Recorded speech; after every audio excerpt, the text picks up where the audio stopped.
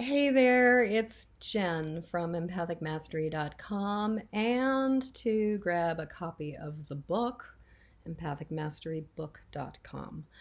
Empathic Mastery, which you can see right back there, you can get it both as an ebook and hardcover and paperback, is all about dealing with all of the thoughts, the feelings, the energy, the intensity that we pick up in the world around us as highly sensitive empathic people. And it is essentially 35 years of my experience, strength, and hope of dealing with what it's like to learn how to recognize what's mine and not mine, how to release the stuff that is no longer serving me, how to I just realized I never wrote a description before I went live. Well, um, to release the stuff that is no longer serving me, to create better, stronger filters and shields, to connect with divine source or however you imagine a power greater than yourself, and to make choices so that we can act in whole new ways. So part one is all about what it means to be a highly sensitive empathic person. Part two is all about how to function as a highly sensitive empathic person and how to learn to deal with things in a whole different way. So if I had actually written a description of what I was going to be talking about today, it was that ever since about 2 o'clock this morning Eastern time, I started to pick up a disruption in the field.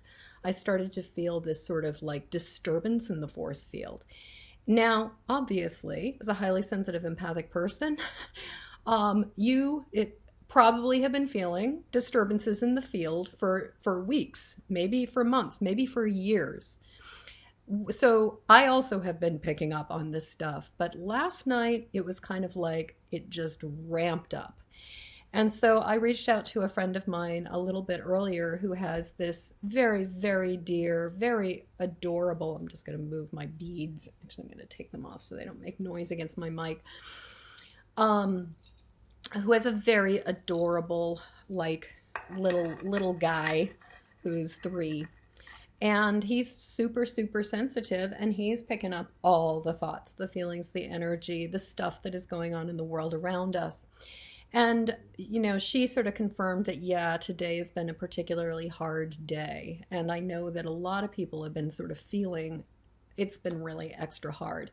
So for those of you who are watching right now, like, I'd love to know, is this your experience as well? Are you feeling a disturbance in the field? Does it feel like something's been amplifying for you as well?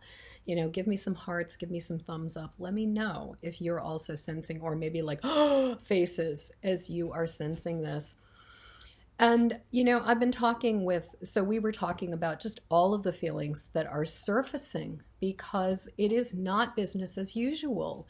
Life is definitely in a total state of transformation and shift and change. And the thing is that there's sort of 2 mechanisms that tend to happen or go on as with us as human beings. There's our fear response, and DE, scattered energy. I've been noticing sort of these, just kind of this foreboding feeling, and these just kind of like this sort of flavor of like, is this really happening? And so what I was going to say is that, there's our fear responses, which is essentially breaks down to fight, flight, or freeze. And the way that can manifest is fight can manifest as either unproductive, angry, like going and doing protests in Lansing, or it can manifest as super busy activity, like, oh my God, I have to do all the things. I have to declutter the house. I have to build the shed. I have to start this new side hustle. That there's that fight can be both positive action or aggressive action, but it's about moving into it and trying to do something. Then there's flight, which can be literally running away from something. But in the case of an event like this that's global, there's nowhere to run. So a lot of times it looks like running away by watching a lot of Netflix or drinking a box of wine or eating all the cookies or or even sort of just going into denial, like trying to just avoid this whole thing. And I would say that flight is also, you know, for the people who are just like, this is not serious, this is not real, this is not happening, you're being duped, which I don't believe that's true. I can feel the magnitude of this in my body as an empath, and I'm like, yeah, there's a lot of stuff going on, and I do have my sincere concerns, but I also believe that there is something so large happening that, you know, it is what it is. So there's all kinds of ways that we can go into flight, which includes ignoring, denying, saying it's a hoax, pretending that this isn't really happening, as well as like the Netflix, the box of wine, the all of that. And then there's freeze. And freeze is the method, or is the quality within us that when we've exhausted the fight or flight, when we've used up those options, freeze happens when we don't really have anywhere else to go. And then what happens is we get really we will get exhausted, you know. So it's like, especially like, you know, in the old, if you think about like an antelope or something, or a rabbit, that when a predator comes along, we as mammals are wired to play dead, play possum. And that is a coping strategy that has worked for, you know, the entire time that mammals have existed. And so when we can't literally play dead in a case like this, where the situation is so much bigger than anything like overt or concrete, it's this sort of bizarre, globalized existential threat, then the freeze shows up in bone tired, weary exhaustion, not having the energy to do anything, experiencing intense brain fog, experiencing all kinds of ways that we just shut down. So if you're like me, you may notice that you're in the middle of a sentence and all of a sudden it's just like, boop, you go offline. And I'm definitely having that experience of like these moments where I'm chugging along, doing just fine, and then suddenly I am just completely shut down. Yeah, and like Mary Fran, in freeze, watching other people in fight and flight, it is, I mean, this is unprecedented.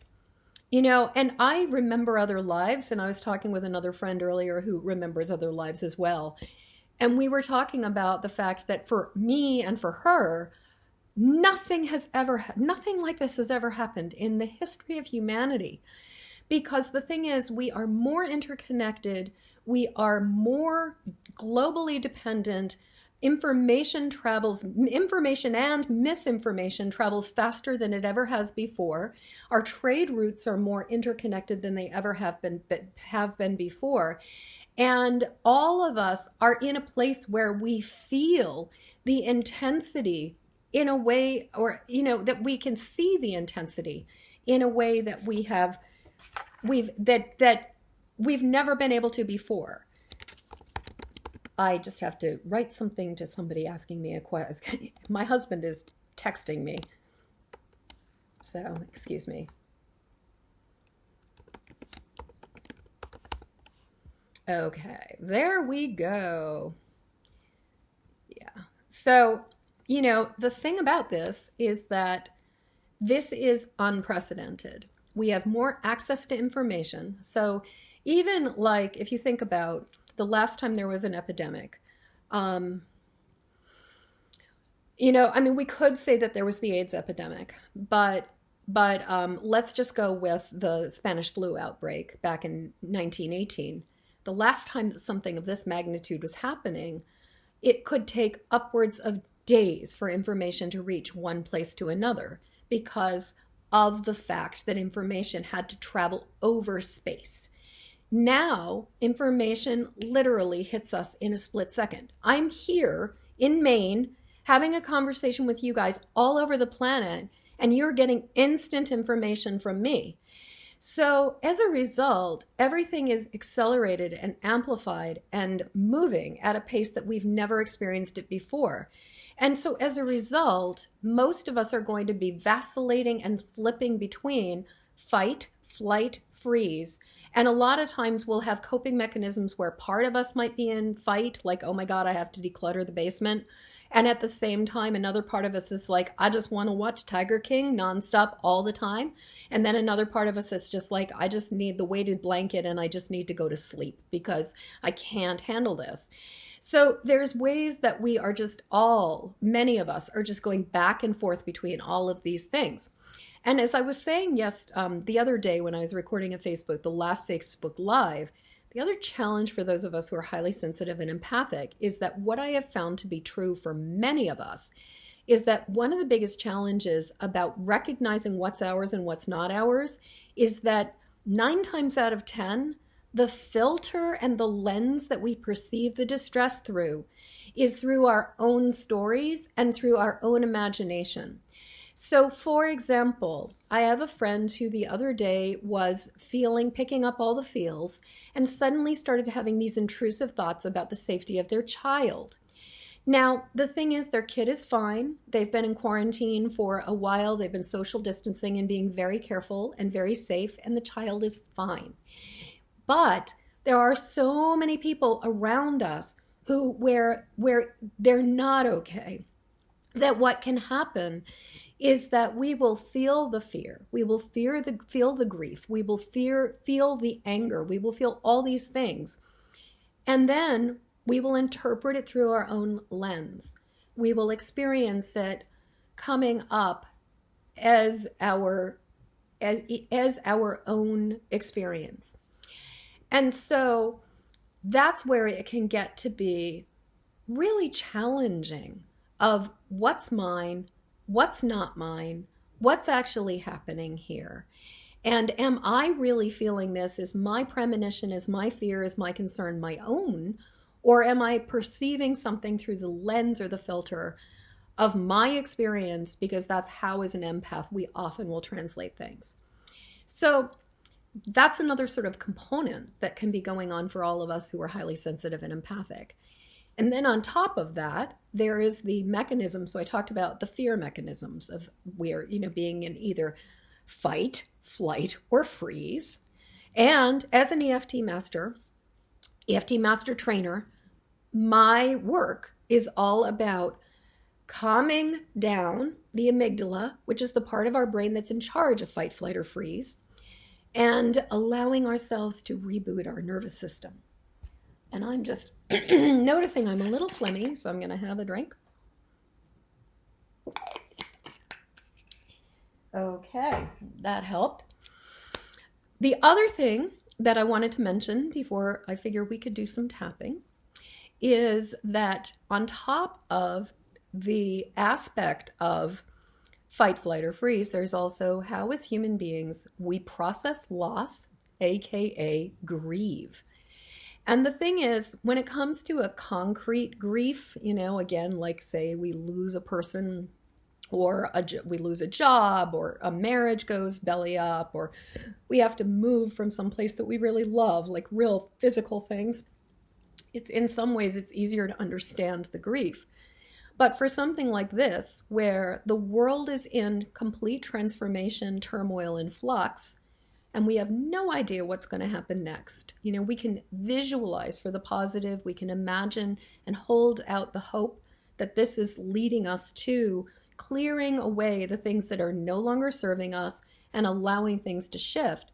But the truth is that even if we know we want things to be different, there's a part of us that's been involved in the system and enmeshed in the system. And as a result, there's a part of us that is going through this transformation and change and aware of the fact that there is, in some ways, yet to be determined loss going on. And then, of course, there are people where they've lost their jobs. They may be losing their housing. They've lost all kinds of money. I mean, even the very, very wealthy have been losing money, like, hand over fist, with the stock market going through all that it's going through. So as a result, we as a civilization are experiencing collective grief. And there are 5 stages to grief. The first stage of grief is denial. Denial of this can't possibly be going on. It couldn't be that bad. It's going to be over before we know it. Can't happen here. It's not going to happen to me. Other people might be able to be okay, other people might be hit by this, but I'm going to be fine. Then there's anger. That's the second one. Hence the people who are out in Lansing protesting. Apparently, I've heard rumor that we're going to have a protest here in Maine. God bless the people who decide that they want to go out in the middle of a pandemic to be angry. So there's anger. There's the, I'm going to fight this. I'm not going to. So this is where the fear and the grief get conflated and tied together. Then beyond anger, we go to bargaining. I'm young, I'm healthy, there's no way this could be affecting me. God will protect me. I am praying, I'm eating the right foods, I'm taking all the vitamins, I'm, doing all these things. The ways that we bargain that we're going to be okay, or that this isn't happening, or, oh God, if only I do this, this, and this, will you protect me? You can protect my kids. Just all of the things that come up with bargaining. And then from bargaining, we go to despair and depression. And that is when we start to sink into the feelings of, oh my God, this is really happening. Oh my God, this is never going to end. Oh, I feel so sad. I feel so scared. I feel so confused. I feel so bereft. I feel so betrayed. All of these intense feelings that come up. And what I would say is that while you can almost if you look at what's going on in social media, you can actually, when you start looking through the lens of fight, flight, or freeze and the 5 stages of grief, you can start identifying exactly where people are at. Like you can be like, oh, that person is scared and they're fighting. That person is scared and they're fleeing. That person is scared and they are freezing. As well as, oh, this person is in this stage of the grief process. And we're all going through all of these 8 different things simultaneously and trying to work through it. And then what is, but what I think is happening is that we have just, in terms of the disturbance in the field, that if I had a caption on this Facebook Live, that would be what it was, that the disturbance in the field that I started to, or this disturbance in the force that I started sensing at about 2:00 this morning, I think part of it is the fact that the magnitude of what's going on is really starting to hit a lot of people. And we are going out of all of the mechanisms of denial, anger, and bargaining, and we're starting to go into feeling it. And it is, God bless us human beings. I'm not sure when was the last time as humans we really, really learned how to sit with discomfort, and that we really learned how to be present with uncomfortable feelings. We don't do distress well. Most of us will do anything to avoid it. And in my personal experience as a healer, as a mentor, as somebody who's done a lot of personal work myself, and then also doing work with a lot of other people, I would say that at least, 99.9% of the time, the only way out is through, and acceptance is always the key. Resistance and avoidance only amplifies the problem. Acceptance allows us to find our way through it. As I was saying just the other day, that for me, it's kind of like the thing of leaning into the skid and driving through it, as opposed to trying to avoid it or, flip the wheel away from it and find ourselves into even more trouble. So collectively, I suspect and think that we have lost the ability to wait and be patient. I think that is one of the things about the fact that we have smartphones, that we have Amazon Prime, that we have all of these ways that we don't have to wait for anything anymore. I'll never forget, maybe about 20 years ago, when my mom was complaining about the fact that a computer page was taking like a minute to load, because that was back when we still had dial-up. And God, Apple News keeps on like booting itself up like automatically on my computer and saying, "Welcome to Apple News." I'm like, "Oh, go fuck yourself.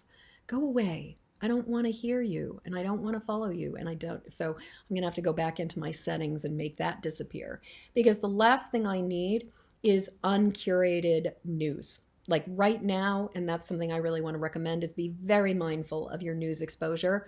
Be very mindful of the articles that you choose to read. Be very mindful of all of the things that you are getting exposed to, and be deliberate about when you're doing it and whether you've got the spoons, the emotional resources to handle it, or if it's going to send you spiraling out into something really uncomfortable. So, as we are coming into this, oh my God, what is coming? What is happening? What is going on? I can't believe this is going on. I think collectively as a planet, we are feeling the impact of this and the magnitude of it. And it is hard. But to go back to Mary Fran's comment about we've lost the ability to wait and be patient, I just remember, 20 years ago when my mom, she had dial-up and internet, and it was taking about 5 minutes for a page to load. And she was so annoyed that it was taking so long for this page to load. And I was like, there was a time where if you had ordered a paper at a library to get this piece of information, you would have had to have waited a week for the article or for the research paper to come in. And then you would have had to go and get it. And it would it could take upwards of a couple weeks for information to travel to you. And now we get frustrated when the information isn't at our fingertips instantly. So I think that we really are, as a society, getting more and more used to instant gratification and not really accustomed to what does it mean to be still and pause and wait. And Mary Fran, I hear you. I'm just reading about being at the bus stop and in the grocery store and seeing people just, no masks, no distancing. And that's the thing. For some people, denial is their coping mechanism. Denial and pretending this isn't happening is the way that they're navigating this. It can't possibly be that bad. And so if I just act as if everything is normal, it's all going to go back to normal. And, there's an incredibly fine line for all of us who are sensitive and seeing what's happening, because, for me, I don't want to be in denial and I don't want to ignore what's going on. But I'm also very mindful of not indulging my fear or going down the rabbit hole of awfulization, that it's so important to stay calm. And for me, it just keeps coming back to being in the moment, being in the moment, being in the moment. Because as humans, we tend to be, there's a saying I heard a long time ago: when you've got one foot in the past and one foot in the future, you're peeing all over the present, you're pissing all over the present. That it's sort of like when we are not in the present moment and we are stuck in the past and stuck in the future, it's like we don't get to be fully here. And what I know is happening is that this experience is triggering all kinds of ancestral distress, karmic distress, if you're an old soul and you remember other experiences and other events that have been really intense, and as well as historic awareness, and then the empathic collective distress and awareness of the fact that the world is shifting and it's uncertain and unknowable. So what we tend to do is we look for the patterns from the past in order to find relief. And I talk a lot about this in Empathic Mastery. I talk a lot about, I'm like, how do I point at it when I'm looking in a mirror? There. I talk a lot about it when in Empathic Mastery in the book, and especially the chapter Recognize, which is the first step of Empathic Mastery. I talk a lot about starting to be able to identify where are the things coming from, where are the feelings coming from, and how so frequently triggers will rise from the past. Because as humans, we are pattern recognizers. As humans, we are always crunching the information in the data to try to understand what's happening. And what we will do is we'll use the information from other experiences and translate the current experience through that. So it's inevitable that this experience is going to bring up triggers and memories and associations and perceptions coming out of the past. And then on top of that, hey there, Jessica, welcome. And Brenda, so good to see you. All of you, so good to see you. Deb, so good to see you. So there's the past stuff, and then there's the tendency for human beings to go into the future and project what we imagine could be the worst case scenario. Some of us are optimists who start envisioning the positive, but I think in general, as a society, we've been taught how to awfulize. And I think that empaths, one of our shadow sides, one of our challenges is we have, many of us have a remarkable capacity for awfulizing and have a remarkable capacity for imagining the very worst case scenarios. So all of this, every single bit of what I'm talking about, fight, flight, freeze, denial, anger, bargaining, depression, acceptance, past experiences triggering all of our feelings now, and awfulizing and projection into the future. Every single bit of this is impacting the way that we're experiencing things right now. So that is me talking about what is, sort of giving you the sort of the perspective, shall we say. But the thing is, we are not, thinking our way out of this is not where it's at. It's like if our thoughts were going to be able to solve the solution, then we wouldn't be in this position in the first place. I sincerely believe that it is about the ability to come back to being patient, the ability to be still, the ability to calm our nervous systems down and allow the miracles to unfold and allow for the possibilities of what is happening. That we've all been saying, ironically, from both sides of the political spectrum, the system is broken, something is wrong with it, we need to fix it. Our perceptions of what it is may be a little bit different. Like some people think that it's like we need to get rid of gay marriage and that we need to get rid of handouts. And other people think that it is we need to have gun control and we need to create a more socialized system. But regardless of where somebody falls on the social and political spectrum, we've all been saying there's something wrong with the system and it needs to shift. So guess what? The system is shifting and we're in the middle of it. So keeping that stillness and holding our equilibrium, holding our center so that we can navigate, so that we don't lose our orientation, so that we know where we are, we know our feet are solid on the ground. Or if it feels like we're picked up by a tornado and being spun around, that we can return ourselves back to our heart, that we can return ourselves back to being in the here and now. And that is what I think, that is what I'm here to do. And that is why I figured I'd jump on today.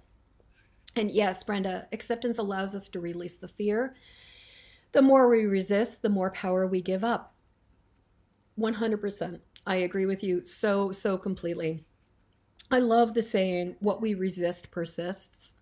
And just where we put our energy is always what is going to amplify. Where we focus our attention is what is going to amplify.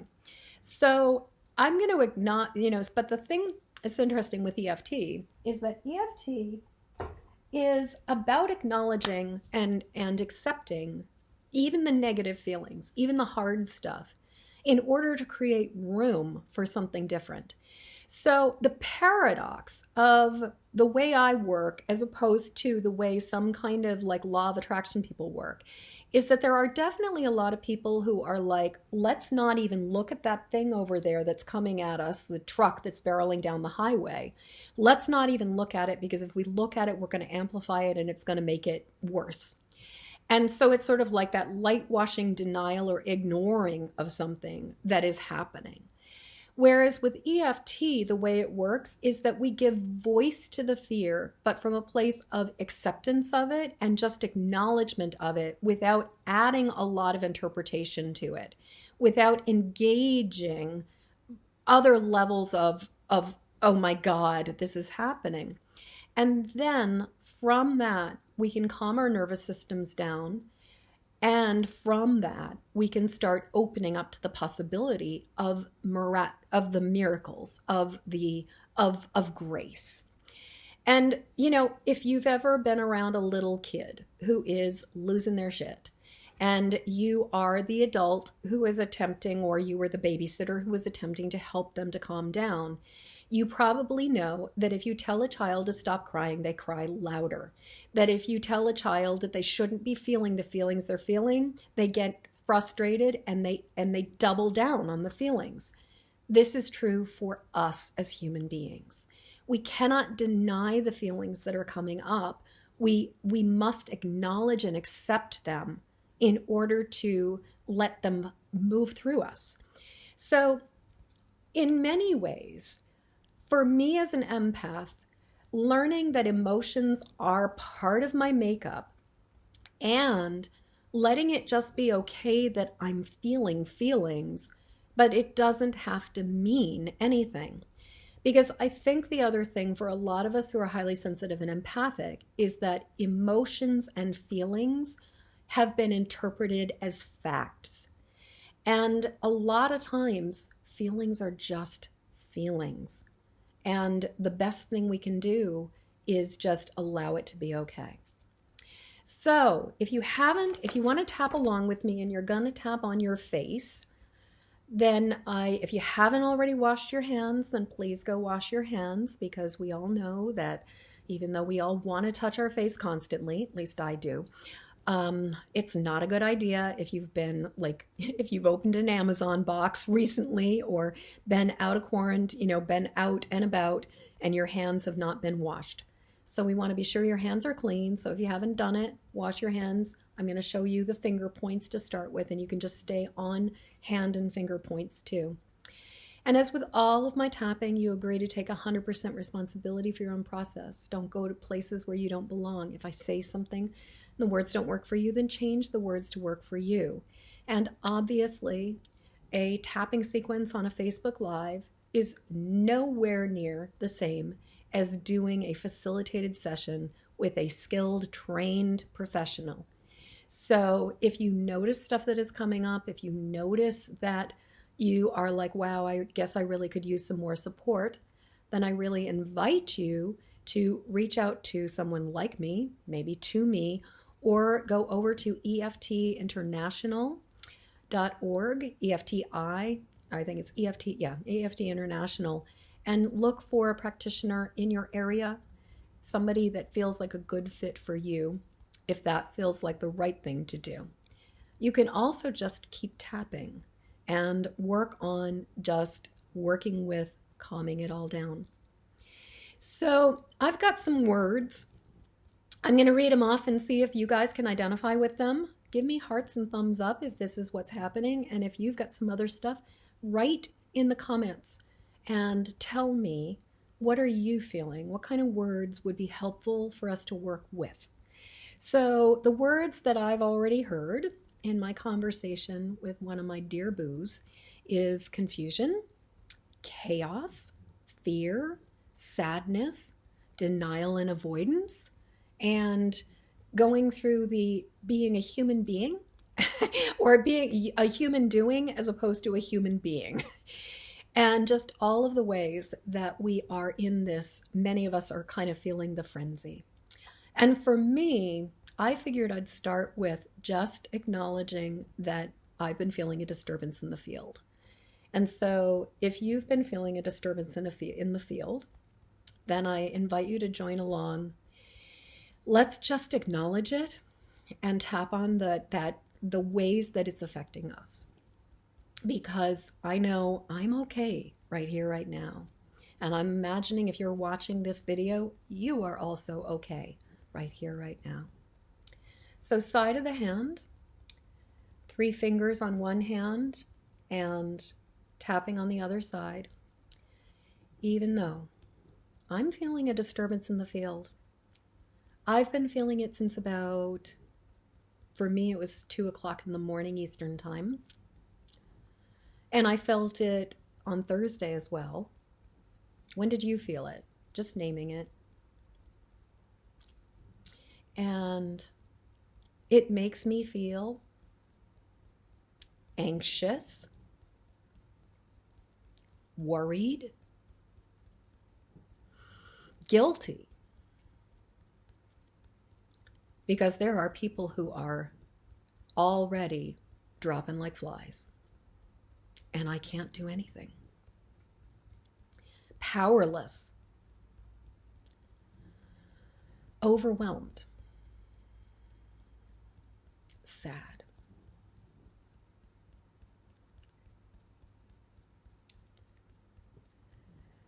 Confused.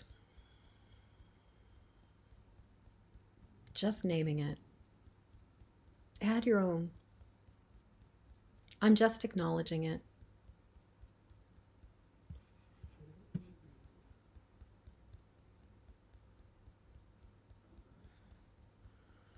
And I love and accept myself.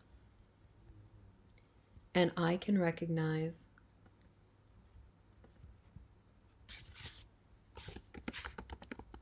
sorry, I have to respond yet again to a text message.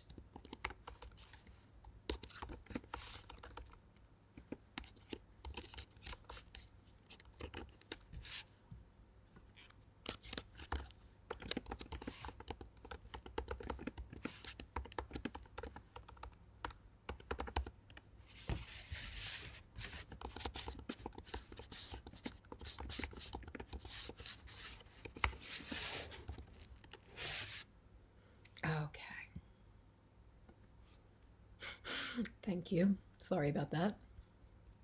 Hey there, Marcia. Welcome. We're tapping on feeling the disturbance in the field.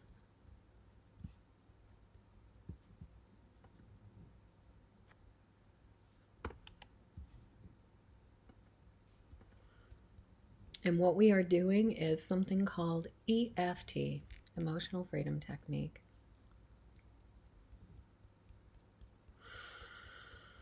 I can recognize that I'm okay. Right here, right now. That even though everything is changing,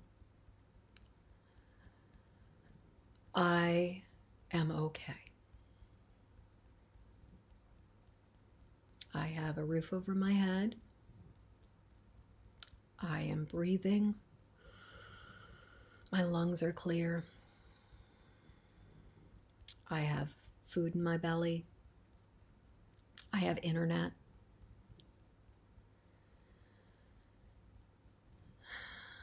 And I choose to focus on being here right now. Hey, Kathleen, welcome. So even though there's been a disturbance in the field and I feel it, it felt like something amplified around when? It was 2 a.m. for me. And there's this feeling of foreboding, this feeling of anxiousness, these feelings of confusion, this feeling of chaos, sadness, fear, all these feelings. It's really overwhelming. And the truth is, part of me doesn't want to feel it. Part of me just wants this to be over. So I'm just acknowledging it. The part of me that's willing to feel the feelings, and the part of me that is saying anything but this. So I'm just acknowledging it. And I choose to love and accept myself through this and focus on being here, now, in this moment. I'm okay. Right here, right now. So even though I have felt a disturbance in the field, I felt blips in the radar on Thursday, and then about 2 o'clock this morning, I really started to feel it. I'm just acknowledging it. All the feelings, the confusion, the chaos, the fear, the sadness, the avoidance, the denial, the resistance, the discomfort, all of these human feelings. And the part of me that wants is willing to feel it, and the part of me that is like anything but this. I'm just acknowledging it. I'm acknowledging how I'm feeling. And I am willing to be willing to just be. To let it be okay that I'm feeling what I'm feeling. And I choose to be here, right now, in this moment, focusing on now. And I'm okay. Okay, so now instead of tapping on our face and head, we're just going to tap on the side of the nail bed.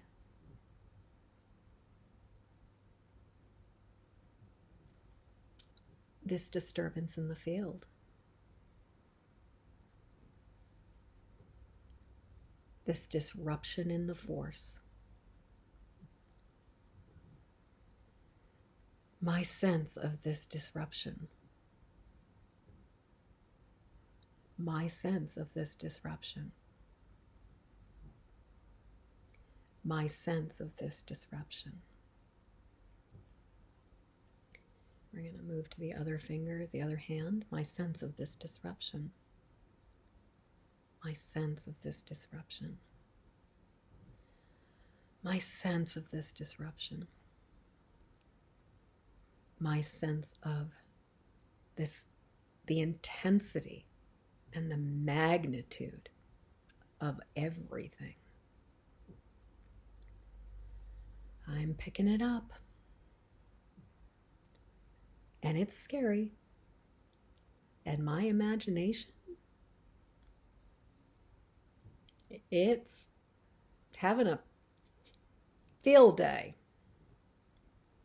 So I'm just acknowledging it. We're going to tap on what's called the gamut point right here.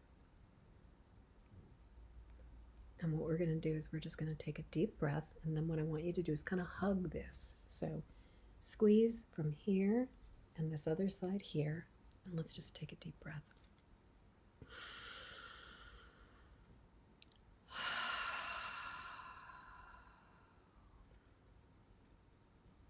So I know for myself that I'm definitely still aware of the disruption or the disturbance in the field, but it feels more like it is just this thing that I'm aware of, as opposed to penetrating my energy system and where I'm taking it on and I'm processing it emotionally.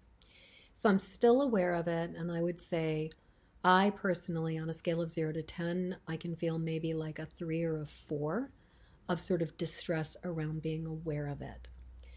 So let me get a sense of like, so let me know what you're noticing for yourself. Like, does it feel like things are calming down?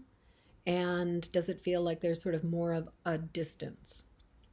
So, and if there's anything that's different for you, type into the comments so that we can incorporate it. So even though I'm still aware of this disruption in the force field, and I am really taking on the magnitude. Yeah, I've been taking, I was like, did you really take it on? Yes, I did. I've been taking on the magnitude of this. There's this part of me that thinks somehow if I feel all of it, I can be of greater service, that I can transmute it. At some point, maybe we all, or I know I may need to do a tapping on the Star Trek episode called The Empath from the original first generation, because I'm realizing yet again, as an empath, I am trying to transmute this through me. So I'm just acknowledging that. Acknowledging, hey, Wendy, so good to see you. I've been wearing my pug hat all the time. I'll have to send you a picture of me with my black mask and my pug hat covering my hair going into a grocery store. Yeah. Unsettled at being an observer, and it's still heavy. It is heavy. So even though it is heavy, it's just true. And there's a magnitude to this situation, that is greater than I've ever seen, greater than I've ever experienced. And part of me can feel this tightness in my chest. I'm just tapping on it. And I'm open to the possibility that instead of trying to transmute this through my body, I can acknowledge it and I can let it flow. And I can offer it up to my higher power, to divine source, that I can acknowledge it and I can turn it over. That this is bigger than me, and it is okay for me to let this go. So even though I'm still feeling the magnitude of this, I'm still feeling unsettled, it still feels heavy. How could it not feel heavy? It is so big.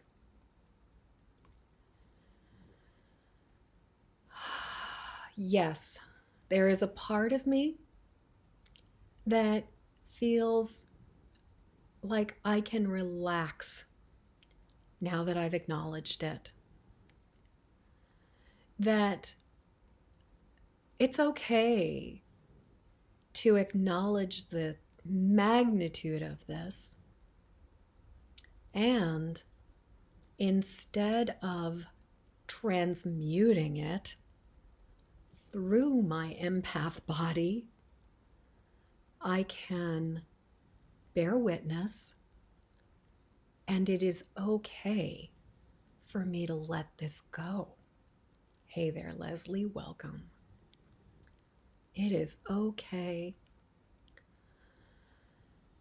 for me to offer this up to my higher power. That there are forces in the universe far greater than me that can handle this a lot better than I can. And it is safe for me to release this old pattern that believes, as an empath, I must feel it to heal it. Particularly, I must feel other people's stuff to help them to heal it. Maybe it's okay to bear witness, to acknowledge, and to breathe and let it go. and I love and accept myself.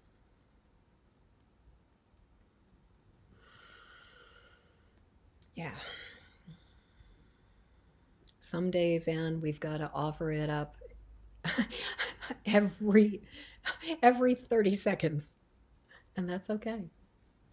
So even though there is a part of me that still feels unsettled, there is a part of me that is still aware of the magnitude.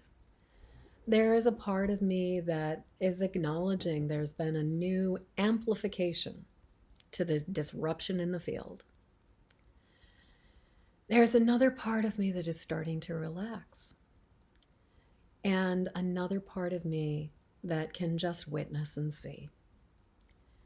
And where I had been so entangled with all of this empathic, all of this emotional distress, the part of me that believed that as an empath I have to feel it to heal it, that as an empath it's my job to transmute everything and to feel all the feels. I am open to the possibility that I can acknowledge it and that I can offer it up to my higher power. That this is so beyond my scope. This is so much bigger than me. And the longer I hold on to it, the more I try to carry this weight, the longer I delay divine intervention. It's okay for me to surrender this entirely. It is okay for me to do the things in front of me and let go of the rest. And so I choose to focus on being here and now in this moment. And I can acknowledge and witness what's going on, and I can offer it up to my higher power. And I am open to the possibility that as I turn this over and welcome divine intervention, miracles can unfold. And I'm okay, right here, right now. We're going to tap on the top of our head. If you haven't washed your hands, keep tapping on your hands like I showed you before. The part of me that is still feeling the disruption. The part of me that is relaxing. The part of me that has always believed I must take it on to transmute it. The part of me that is trying to carry a weight that is beyond my capacity. The part of me that has believed exactly that as an empath, I can understand things and I can release the belief that I must take it on, take it in, absorb it, and transmute it in order to heal it.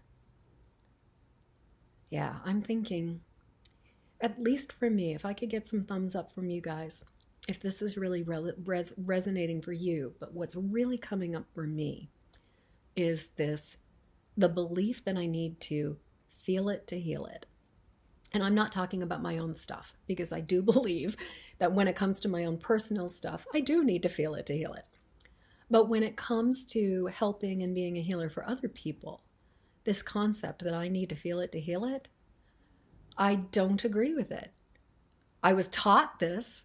I saw examples of it watching Star Trek, watching Jem the empath go over to Dr. McCoy and Spock and Kirk and take on the wounds and collapse in a heap. And I was taught that that is how you heal.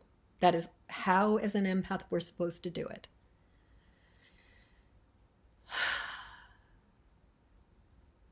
This is too big.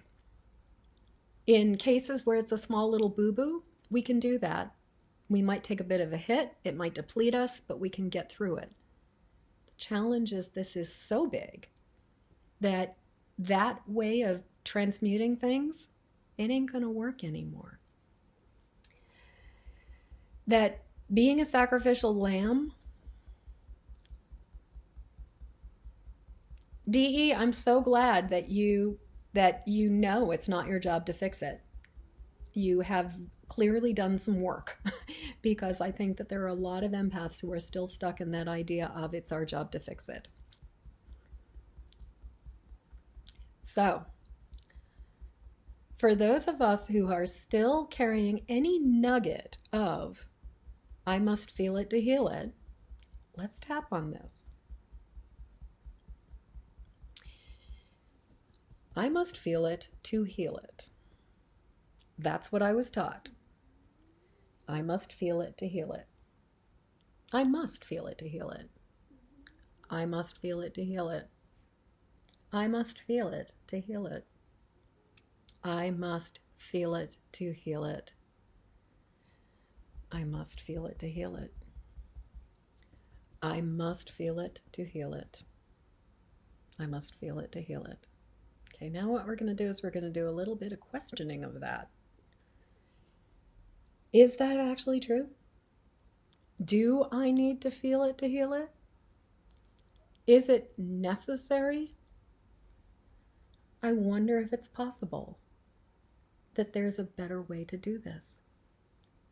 I wonder if it's possible that I could forgive and release this pattern, that I could acknowledge that I was doing the best I could, that I was doing what I learned, doing what I was taught.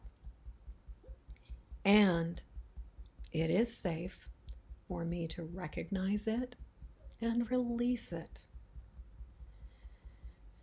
I can recognize and release this pattern of mine, that I must transmute all the feels, that it's my job to fix it, that I have to feel it to heal it. And I can recognize my own feelings, my own distress, my own patterns.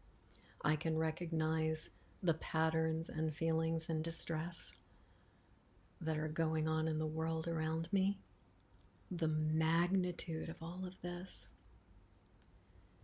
And it is safe for me to let it go. It is safe for me to recognize it and release it.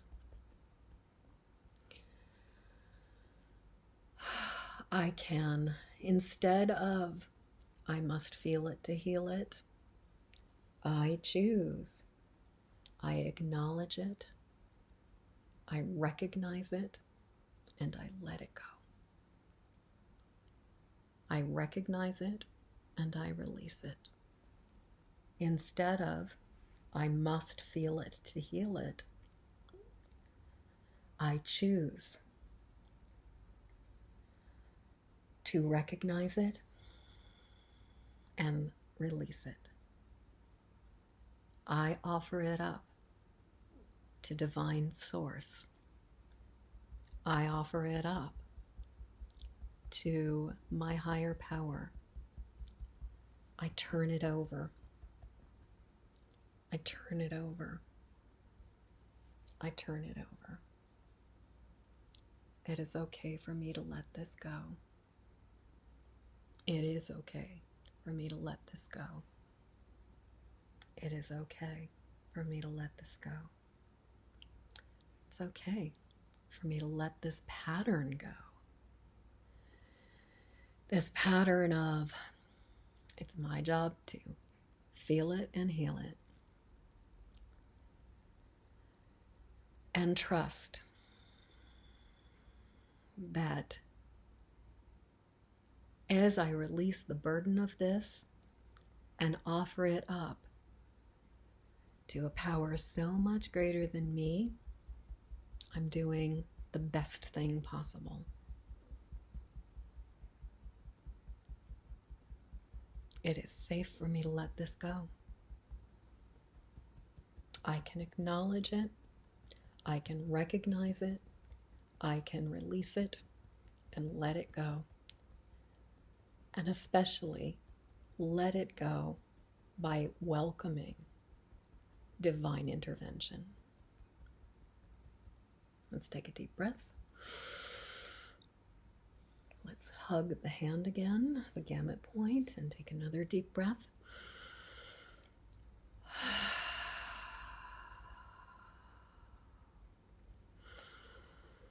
How are you guys doing?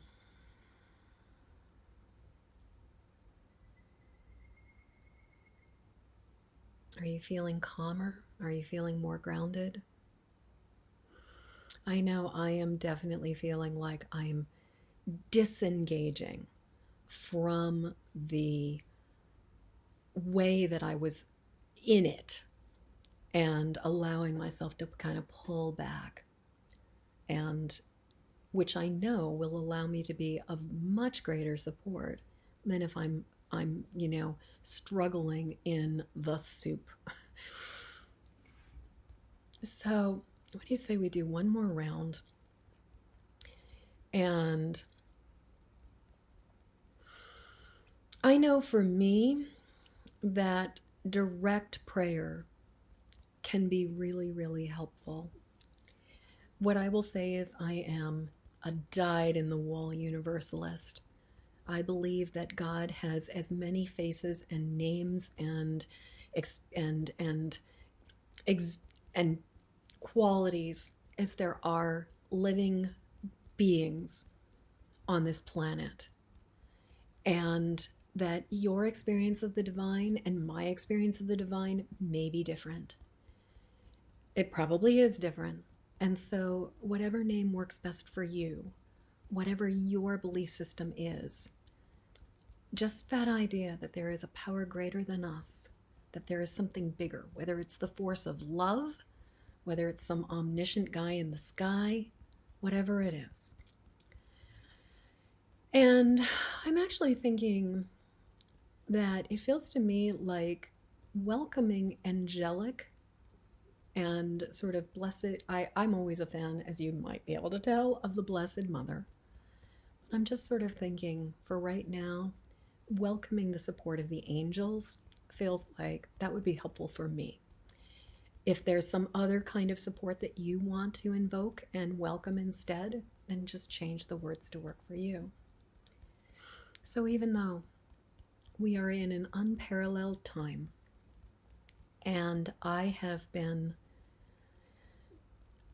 feeling it, I'm acknowledging it, and I am open to the possibility that the more I release it, the more I offer up this burden, that the more I put down the weight and magnitude of all of this and give it to my guides and angels, welcome intervention of the Divine Mother,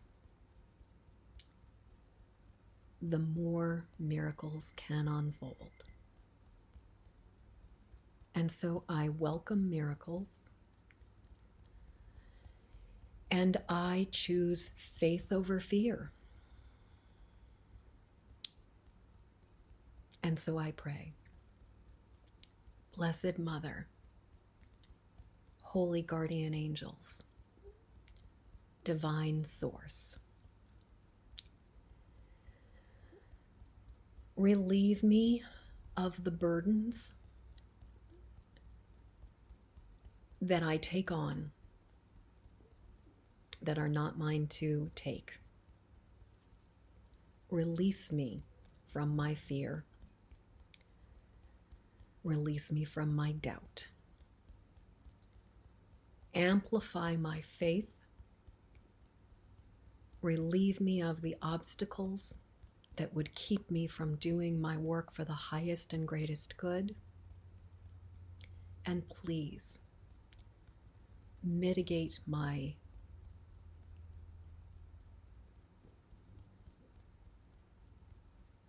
terror and allow me to behold you on an even deeper level, and allow me to witness the miracles that are unfolding,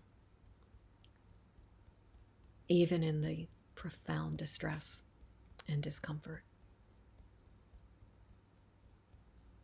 And so it is. Amen.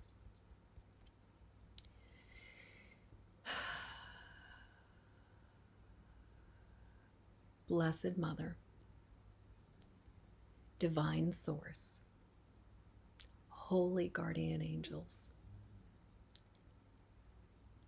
take the burdens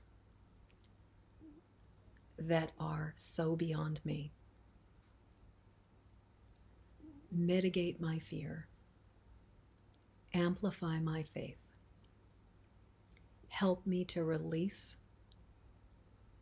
all the worries and fear. Allow me to behold the miracles that are unfolding. And allow me to know what my job is, and help me to show up right here, right now. Let me be in this moment. Divine Mother, lead me from my fretting mind. Lead me from the part of me that's been taking on everybody else's stuff, and help me to sink into the love, compassion, faith, and serenity of the Sacred Heart of Love. Amen.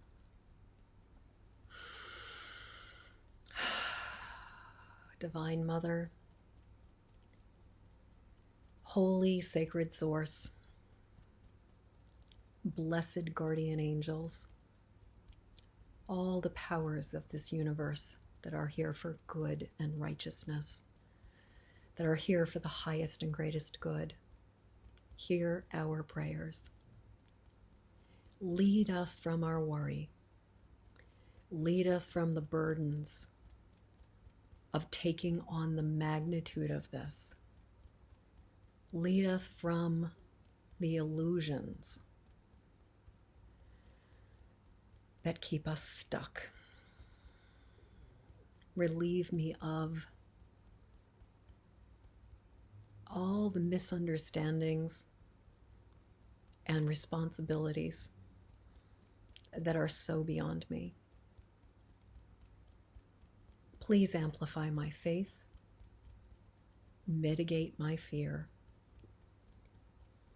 release the burdens, and allow me to offer up all that is beyond me, all that is bigger than me, and allow me to behold the miracles that are unfolding, even in the midst of this. Amen.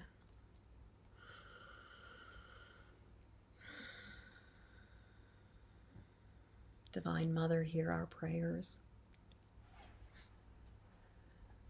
Blessed Source, hear our prayers. Holy, holy guardian angels, hear our prayers. Take the burdens that are beyond us.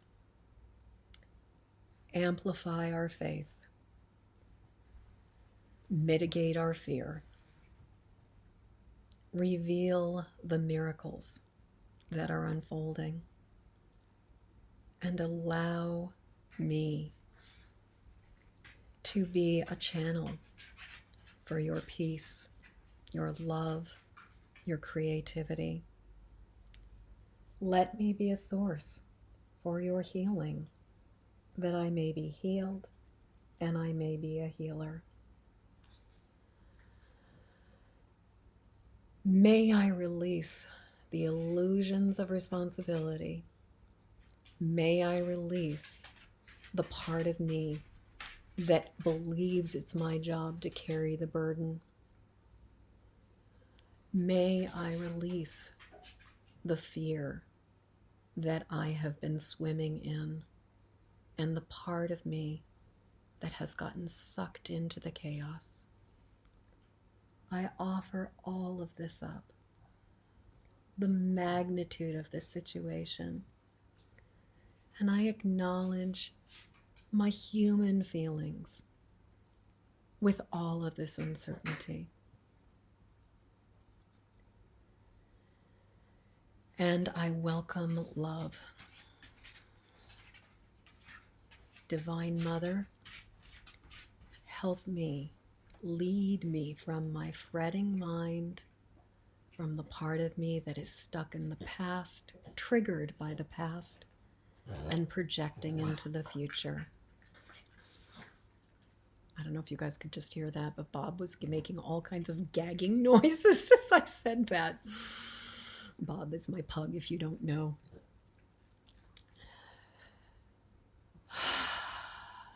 Lead me from my fretting mind and the part of me that thinks I'm in charge. Oh yeah, I'm a Capricorn. I think I'm in charge. And help me to surrender. Help me to sink in to the love, the serenity, the compassion, the grace of your Sacred Heart.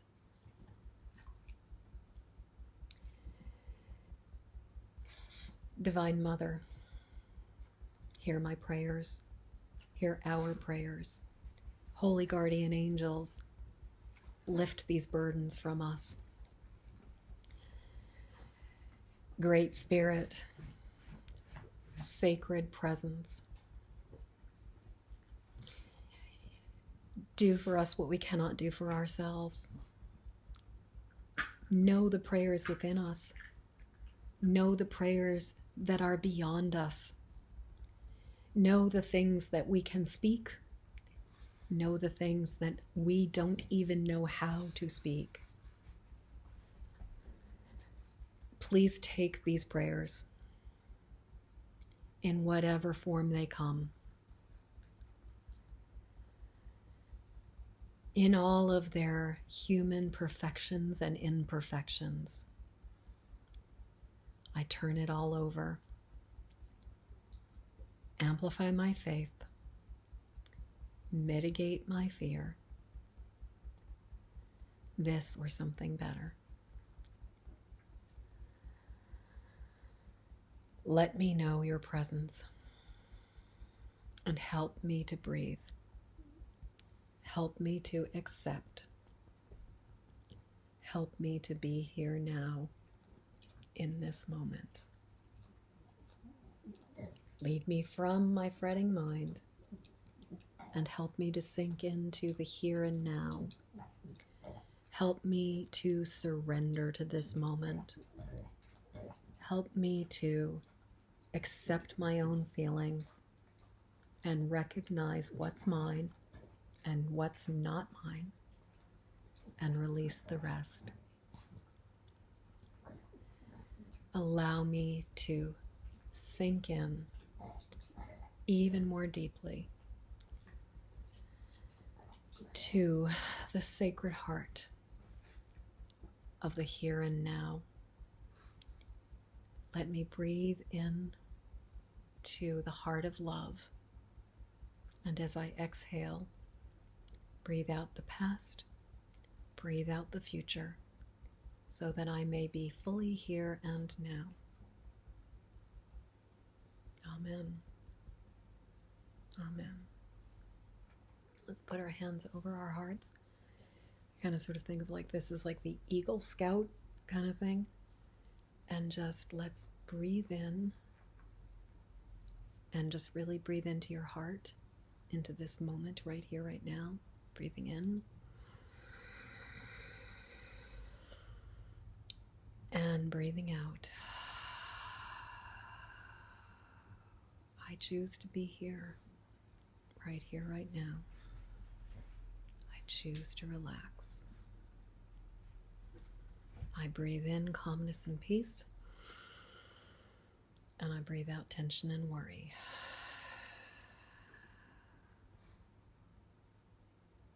I breathe in grace and ease, and I breathe out all that is no longer serving me. I breathe in amplified faith,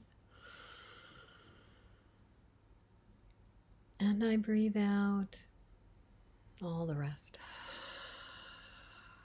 Now flip hands. Breathing in calmness and breathing out tension and worry. Breathing into being here now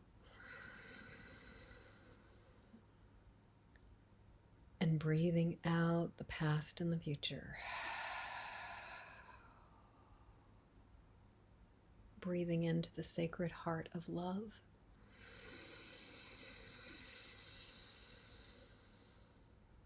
And breathing that love back out around you.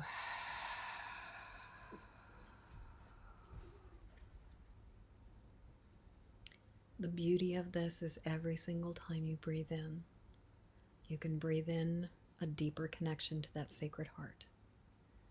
Every time you breathe out, you can breathe out love to this universe. You don't even have to be conscious of it.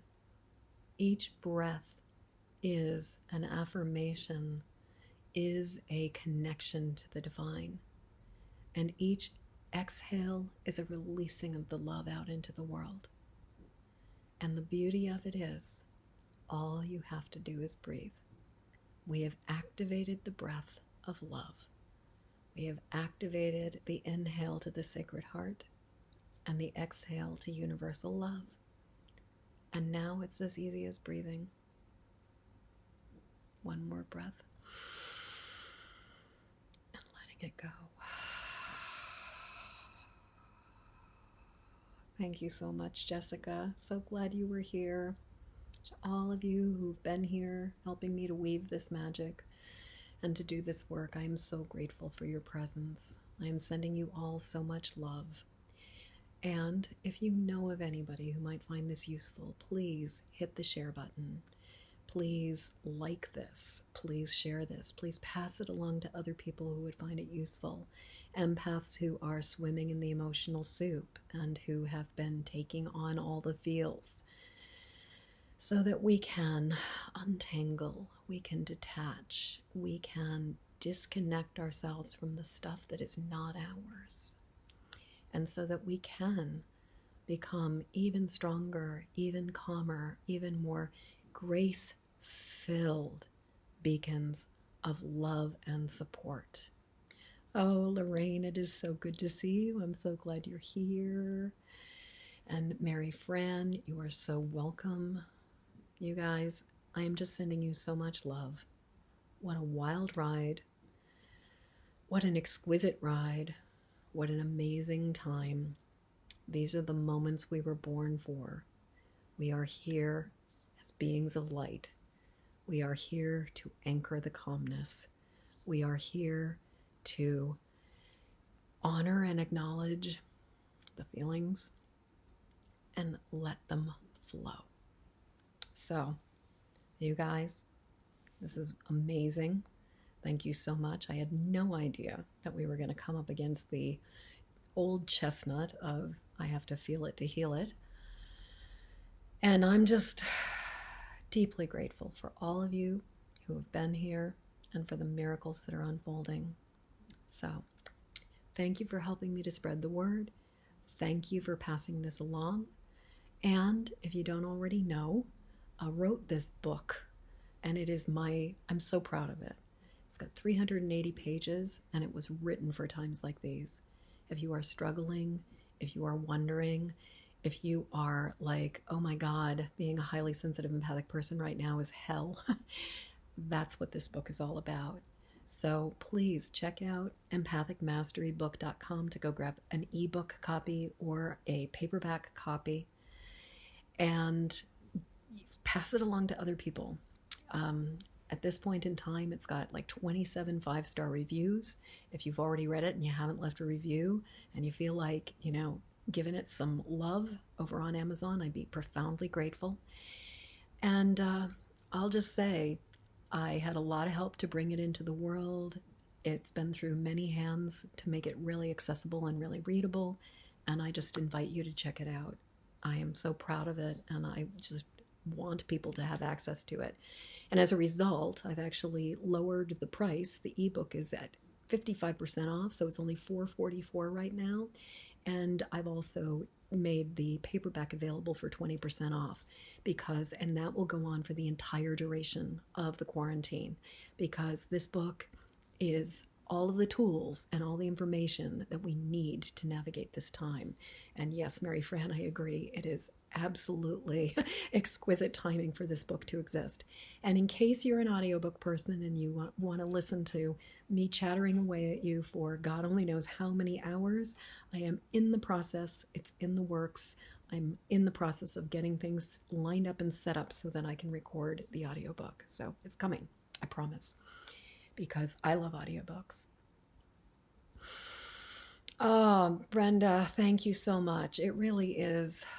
Tapping is such a miracle. I am so incredibly grateful that I found it. It has been life-changing for me. And you can certainly see I know I look profound, like so much less distressed than when I got on. And as I think about it, it's like I am no longer hooked and harnessed in to the disruption in the force field. I'm like, okay, it's happening and I'm okay. I am really okay. And so that's going to mean that I get to go to the grocery store later today, and I have the resilience and the spoons to navigate that. So you guys, I'm sending you so much love. It is time for me to sign off, and I will be back sometime very soon. If I have the wherewithal, I will probably jump back on and do another session tomorrow. Probably actually thinking about, it's Sunday. What do you say we just do like a prayer circle? So I am sending you all love, love, love, love, love. Thank you for helping me get the word out. Thank you for sharing this with the people who need it. Thank you for letting other people know about the book. All that. Thank you, thank you, thank you. And mwah. Catch you soon. Bye-bye. Oh, scratching my nose publicly. Don't touch your face. Do what I say, not what I do. Bye-bye.